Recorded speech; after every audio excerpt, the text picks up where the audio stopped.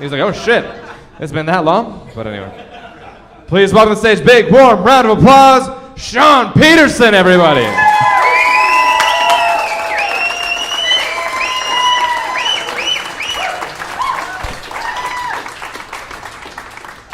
Well, good evening. I guess all the water they're drinking up there is why it smells like Depends. I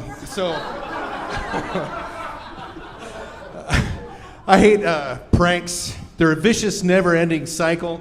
They just get worse and worse. You know, one day you're drawing a dick on somebody's forehead. The next week you end up in Enumclaw in a barn stuck with a horse.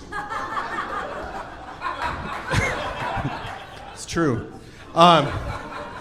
You know, I don't like fortune cookies either, because I got this fortune once that said, you'll have better luck next year. I mean, that's kind of vague. I mean, it explains the horse, but, you know, it's certainly somebody could write something better than that. I mean, you eat a dessert, you want something nice, a nice fortune inside the dessert. So, you know, I got another fortune that says, man who jumps out of airplane without parachute jumps to conclusion. I mean, that's good, you know. But I suppose with the first one, if I add in bed to the end of it, you know, you'll have better luck next year. At least I'm guaranteed to have sex twice. I was an avid reader when I was a kid. I had a great vocabulary, except it used to get me in trouble and kind of embarrass my mom a little bit because the understandings of words versus euphemisms versus meanings probably explains why I ran down the aisle of an airplane saying, "Mom, they have sanitary napkins and they're huge."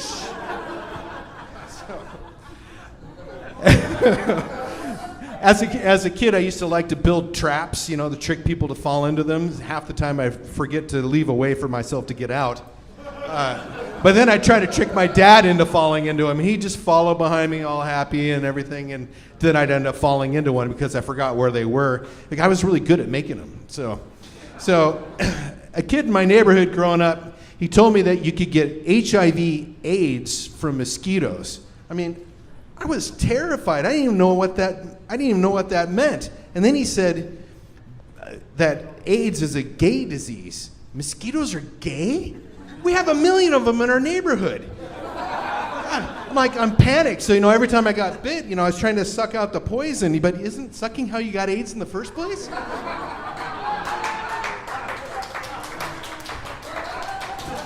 I thought it was kind of funny as a kid. I called the local newspaper and reported on my untimely demise. They promptly called back and, asked my parents for the exact details, and then they ran a story about a kid who came back from the dead but couldn't sit down for a week. So, when I was a kid, I had a great fascination with fireworks. I grew up in the suburbs of Olympia. Our idea of a drive-by was shooting fireworks from a moving car. And so one time when I hit a bump and my friend dropped all the lit fireworks into the car, about 3 minutes later, the cop pulled us over and he asked me if I knew how fast I had been going. And I said, I couldn't tell because of all the smoke. But I really did have a sick perversion with fireworks. I mean, I love the smoke, the smell, the colors, the loudness, the bangs. I mean, it was my version of childhood porn. I mean, it absolutely, it's true. And even the fireworks themselves are pornographic. I mean, you have the golden shower fountain. I mean, self-explanatory. Look it up if you don't believe me. You have the palm party. I never knew which hand was the best. You have the big blue balls. I mean, that's the story of my adolescence, for Christ's sakes. You have the Three Fingers Eddie fireworks. That was a shocker.